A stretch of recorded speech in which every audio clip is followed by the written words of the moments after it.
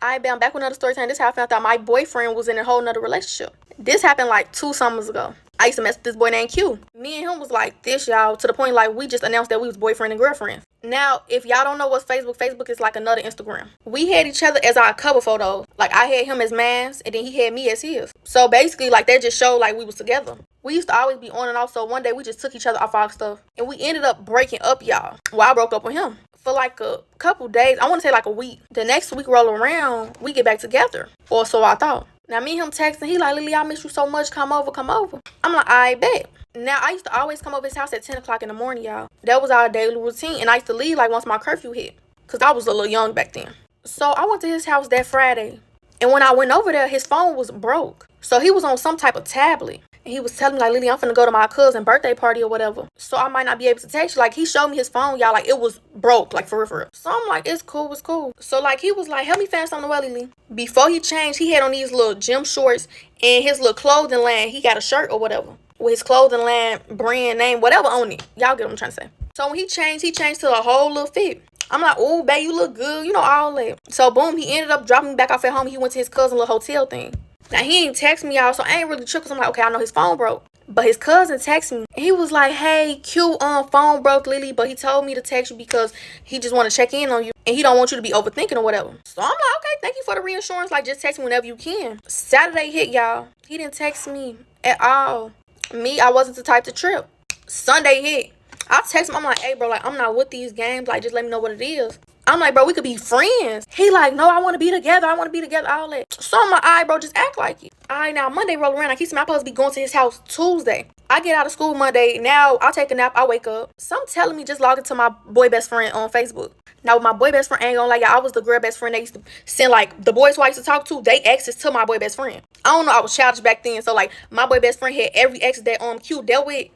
Like, my best friend got on there with them. Y'all, why as soon as I logged into my boy best friend Facebook, I didn't even have to look, y'all. It was right there. You know, as soon as you log into Facebook, like, people's stories show. Why one of Q exes posted a picture with him and her in his bathroom with the same clothes he had on before he changed to go to his cousin's party? So I'm like, hold on, because she blocked out his face, but I know the bathroom. Life of part 2. Hey guys, get rid of me while I tell you about how my best friend, my ex-boyfriend. So obviously I cannot say the full word here on TikTok, but basically I'm gonna give a disclaimer. I know I'm gonna get extremely angry and probably crash out like 10 times in this, so don't mind that. Also, my headband's broken. Okay, so like I already know I'm not gonna have enough time like for the whole story, so I'm just gonna get right into it. So it was the day after Christmas, and I was supposed to hang out with this guy, and she just kept begging and begging and begging me to ask him for a friend. And like I already didn't like hanging out with guys around her because she acted different around guys, and like I was best friends, like inseparable with this girl for 5 years, mind you. And like I'm gonna be mean in this because I really don't care, and I'm going to name drop because I don't care. I think she deserves everything that's coming to her. I'm probably gonna get in trouble for this, so I'm doing this for you guys. But honestly, I don't care because you can keep crying and saying I'm bullying you, but you're the one who brought this upon yourself. So anyways, so I was just hanging out with this guy, and she just kept begging and begging and begging me to come with us and like go on a 2-man, and I didn't want to because she always acted different around guys, like I said, or I think I said. And so I finally just let her come. And so he was always with these 3 friends, and one of them being my ex. And so I thought, like, I was just with my man. And then when we got back to my house, and we got back in my house, I was like, so what happened? And she tells me that she just had intercourse with my ex-boyfriend. So I'm just sitting there in shock. Like, I was literally sitting there speechless because what am I supposed to say about that? And it's like, also, it's just like, just everything about it is like, what were you thinking? And like, this is like, everything I'm gonna say sounds like so made up, but it's just like, she's genuinely so stupid. Like, this is like actually like what she did and said. And so, you know, I'm sitting there, and it's like, obviously she's been my friend for 5 years, and she's seen how I've reacted to girls get with my ex and stuff. And it's so like,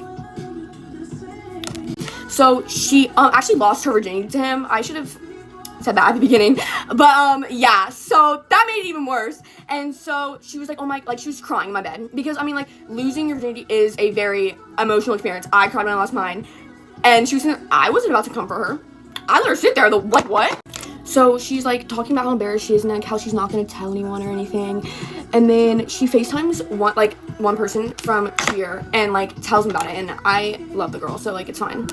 And then, like, I'm just gonna fast forward. I made her leave at like 9 a.m. I made her drive home, and then we didn't talk for a week. We literally did not talk until after New Year's, and this happened the day after Christmas, like I said, and she didn't think that anything was up.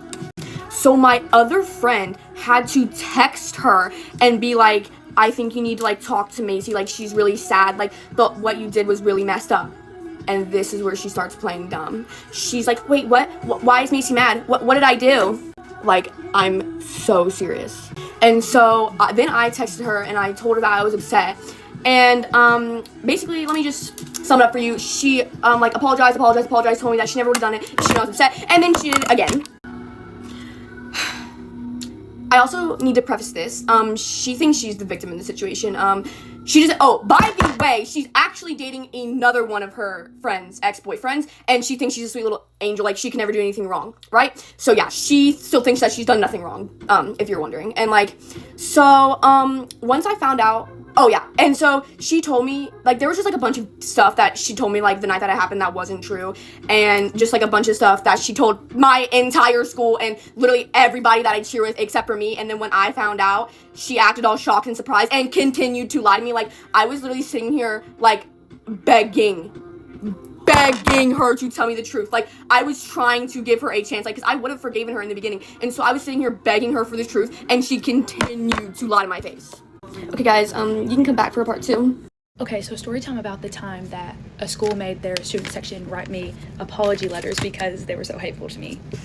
Okay, so this is the first round of regionals, and we're playing this school, and we play like complete doo-doo. I play pretty good, but we play like complete doo-doo. And after the game, I'm like crying because it's our last game of the season because we didn't make it to state.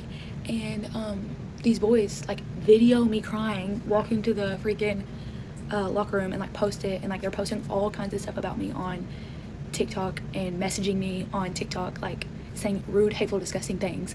And I was just like, okay, that was going on. Our season was over, and I was going through like a break or breakup, whatever you want to call it. It was like a whole bunch of stuff going on at once, and I was in a terrible place. So my sister took it upon herself to call that school and tell on them and email their coach and call their football coach and call their athletic director. So let's read the notes. We got 3 notes from the boys that posted this stuff. Why can't I say my own name? To Drew Jackson. Okay, pause, I can't talk. I'm sincerely sorry for making fun of you at school. And wait, hold on, what? I'm sincerely sorry for making fun of you school and you personally. You are a great player, but you just had a bad game. Guys, let me throw my stats out there. I had 15 points, 8 rebounds, 6 assists, and 5 steals. If that's a bad game, I'll take that every game. But I did miss 2 wide open layups, so that's why it looked so bad. But there's my stats. But you just had a bad game. And you still scored 12 points. No, I had 15. Like, get it right. Come on, get it right. So, again, sorry for harassing you. From Braxton. Braxton then later ended up messaging me on TikTok apologizing again, so I respect him. But he was wrong. I had 15 points. And then when I told him I was like, actually, I had 15 points, he was like trying to flirt with me. I was like, bro, like, go on with yourself. Go on. Next.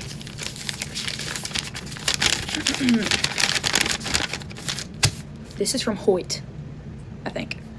I'm so sorry, Drew Jackson and Bald Knobs High School. It was not appropriate to comment on the TikTok. Oh, this one commented on my TikTok.